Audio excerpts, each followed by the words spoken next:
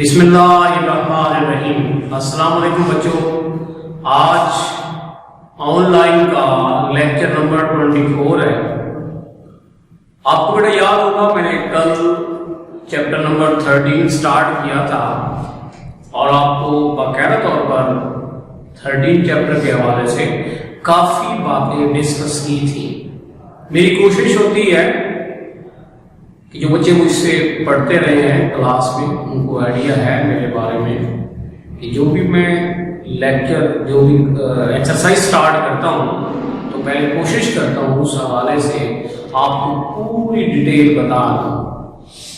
उसका फ़ायदा ये होता है कि मुझे समझाने में और स्टूडेंट्स को समझने में आसानी होती है। तो मेरे बेटे इसी तरह मैंने करीबन 2 लेक्चर में आपको इनवर्स ट्रिग्नोमेट्रिक फंक्शन के बारे में बताया कि ये 1-to-1 फंक्शन नहीं है। अगर ये 1-to-1 नहीं है तो 1-to-1 कैसे बनाएंगे? हम उसकी डोमेन को महदूद कर देते हैं, कम कर देते हैं। तो कितने फंक्शन है ट्रिग्नोमेट्रिक? टोटल 6 हैं। साइन है, कोसेकेंट है, कॉस, सीकेंट है, टैन है, कॉट है। हम इसकी डोमेन को महदूद कर देते हैं 1-to-1 बनाने के लिए। और आपको ये भी बताया था कि जो ट्रिग्नोमेट्रिक फंक्शन है वो 1-to-1 फंक्शन है, जबकि इनवर्स फंक्शन 1-to-1 नहीं है। तो 1-to-1 बनाने के लिए हम उसकी डोमेन को महदूद करते हैं। तो मेरे बेटो आज एक्सरसाइज 13.1 के कुछ रिमेनिंग पार्ट्स रहते थे। तो मेरी आप लोगों से गुजारिश ये है, अगर कोई पार्ट स्मार्ट सिलेबस का अगर रह भी जाता है तो उसमें आपने खुद प्रैक्टिस कर लेनी, खुद ट्राई कर लेनी है आपने। तो इंशाल्लाह मुझे बड़ी तवक्को है जिस डिटेल से, जिस खलूस से मैंने आपको ऑनलाइन देने की कोशिश की है, पूरा कंसेप्ट देने की कोशिश की है, अगर आप तवज्जो से इन लेक्चर को आप पिक करें, इनकी प्रैक्टिस करें। कल इसी कॉलेज का स्टूडेंट ने मुझे बताया कि सर अगर मुझे कोई चीज क्लियर नहीं होती तो उस लेक्चर को दोबारा रिपीट कर लेता हूं। तो मैं बाकायदा डेली नोट करता हूं, उनकी प्रैक्टिस करता हूं। तो सर जितने भी आपने ऑनलाइन लेक्चर दिए हैं मुझे सारा सिलेबस अच्छी तरह आता है। इसका मतलब उसने तवज्जो से लेक्चर सुना होगा, लिखा होगा, उसकी प्रैक्टिस की होगी। तो काइंडली आपसे मेरी रिक्वेस्ट है, फिर भी किसी बच्चे को प्रॉब्लम हो आप कॉलेज आके राब्ता कर सकते हैं। अब बेटा देखिएगा एक्सरसाइज 13.1 का second part 2 cos inverse 4/5 equal to sin inverse 24/25। हमने लेफ्ट हैंड साइड बराबर करनी है, राइट हैंड साइड बराबर करनी है। मैंने यूं किया, लेट इस पार्ट को cos इनवर्स 4/5 को मैंने नाम दे दिया अल्फा। आप कोई नाम भी दे सकते हैं। आप वापस लाएं cos अल्फा इक्वल टू 4/5। आपने पढ़ा होगा बेटा sine square alpha 1 minus cos square alpha. cos alpha की वैल्यू 16/25 बन जाएगा। एलसीएम ले सिंपलीफाई करें, यहां बाकी बचेगा, स्क्वायर खत्म करेंगे 3 और 5। मैंने प्लस माइनस क्यों नहीं यूज किया? तो मेरे बच्चों याद रखो कि जो चैप्टर 13 है बेसिकली फर्स्ट क्वाड्रेंट के हवाले से है। फर्स्ट क्वाड्रेंट में जमा नफी यूज नहीं करते तो सारी वैल्यू ट्रिग्नोमेट्रिक क्या होती है? पॉजिटिव होती है। अब बेटा sin अल्फा क्या है? 3 और 5। आपने फार्मूला पढ़ा होगा sin alpha 2 sin alpha cos alpha 2 sin alpha cos alpha 2 sin alpha की वैल्यू cos अल्फा की वैल्यू सिंपलीफाई करें 24/25 sin 2 alpha equal to 24/25।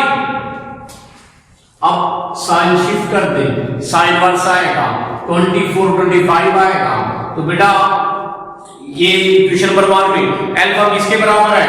Alpha equal है cos इनवर्स 4/5। यहां आप अल्फा की वैल्यू पुट कर दें cos inverse 4/5 2 cos inverse 4/5 equal to sin inverse 24/25।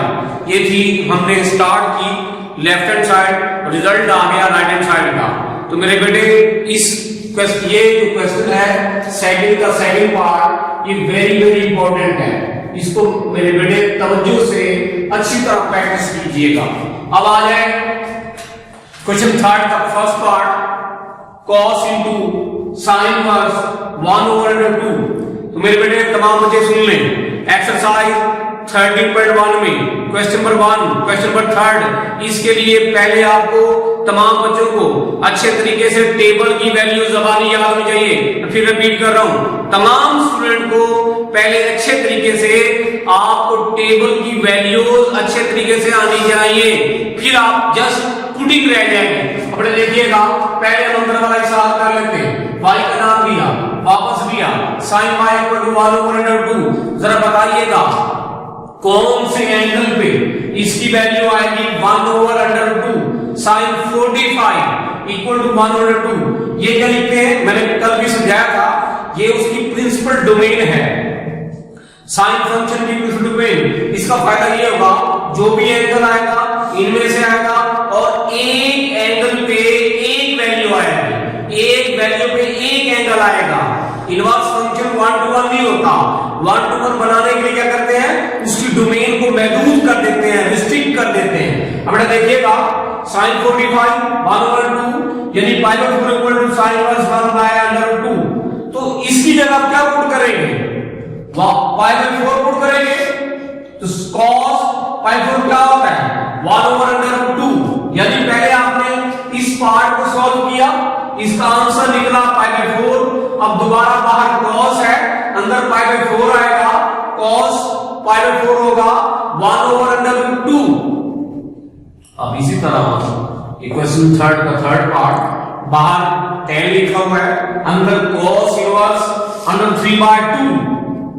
पहले हम अंदर वाला पार्ट को करेंगे, cos इनवर्स √3/2 को y किया, वापस शिफ्ट लाएं, cos π किसके बराबर आएगा √3/2।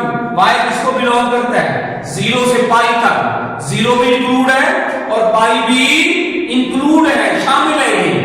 ये उसकी प्रिंसिपल cos फंक्शन की डोमेन है। अब देखिएगा cos 30 किसके बराबर होता है √3/2, π/6 cos इनवर्स। अब बाहर लिखा हुआ है tan, अंदर लिखा हुआ है cos इनवर्स √3/2। इस पूरे की वैल्यू क्या है π/6, tan π/6 क्या होता है 1/√3। यानी इन पार्ट में तवज्जो से मेरी बेटा बात सुन ले, पहले अंदर वाले से की एंगल निकाल लेना है, एंगल निकालने के बाद फिर यहां पुट कर देंगे। इसी तरह 7 पार्ट बेटा देखिएगा, आप 7 पार्ट में पहले अंदर वाला हिस्सा y ऐड किया, वापस लाया sin y। अब sin y की प्रिंसिपल डोमेन फंक्शन की वैल्यू क्या है, y बिलोंग टू -90 190, 90 भी इंक्लूड है, नफी 90 भी इंक्लूड है। वापस लाए sin π/6 1/2, π/6 = sin इनवर्स 1/2।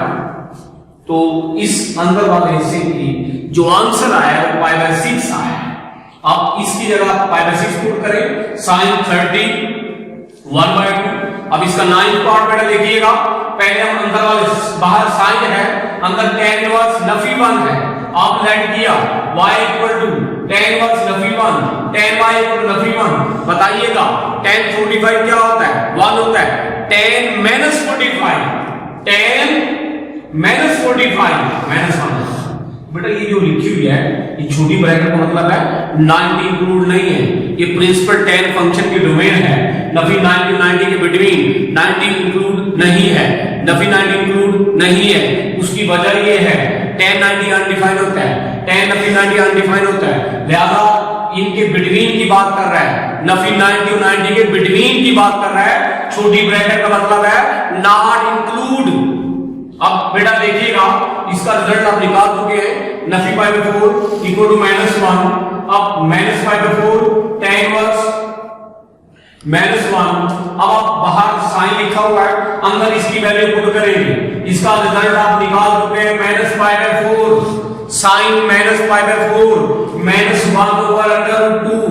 तो मेरे बच्चों ये थी एक्सरसाइज 13.1। काइंडली आप अच्छे तरीके से अगर इस चैप्टर को पिक करना है, जरा मेरी बात तवज्जो से सुन लें। सबसे पहले आप यूं करें, प्रिंसिपल साइन फंक्शन की डेफिनेशन अच्छे तरीके कंसेप्ट क्लास प्रिपेयर करें, प्रिंसिपल कॉस फंक्शन की, प्रिंसिपल tan फंक्शन की डेफिनेशन। उसके बाद आपको अच्छे तरीके से चैप्टर 13 के लिए 13.1 के लिए आपको अच्छे तरीके से टेबल की वैल्यू जबानी याद होनी चाहिए, डिग्री के लिहाज से भी और रीडिंग के लिहाज से टेबल की वैल्यू याद होगी। तो ये समझे आपके लिए एक्सरसाइज बहुत आसान है। तो बेटा इंशाल्लाह ये था लेक्चर नंबर 24 ऑनलाइन का। बाकी इंशाल्लाह नेक्स्ट मुलाकात होगी। अल्लाह हाफिज।